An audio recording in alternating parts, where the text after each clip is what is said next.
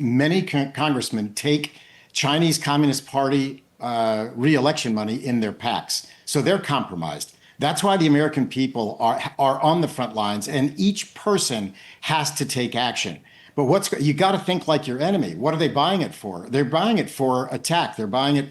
We know that over 200,000 CCP, PLA, special forces came across the southern border, and they are dispersed into Chinese communist safe houses throughout the United States for espionage, for terrorism, for protesting, for oppression of anybody who's anti-CCP in the United States. But again, think like your enemy. They are burying containers off of container ships in the ground and in warehouses to launch drones and to launch other things. So don't forget, you also had a couple of locations that had bioweapons development, even in a Las Vegas residential suburb. So they can disperse the next virus and now say it's not China, it's actually the United States that has dispersed this thing. So you've got to think like your enemy. They are diabolical. They are the number one threat to you and your family.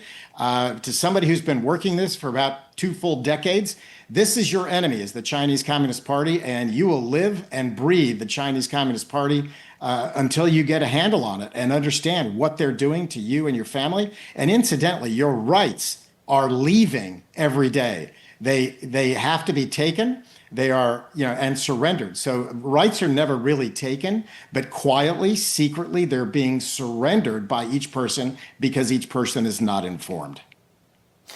These are the same groups, Casey, and I did a study on this many, many years ago. I was working with another journalist, and we were doing some work, and I brought this up, and I want to bring this to you. It's not just that only thing that they're doing. They, for instance, put billions of dollars into our entertainment system. Why?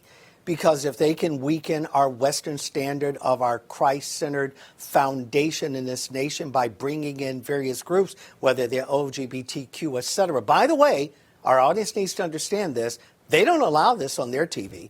And I'm quoting some from the CCP.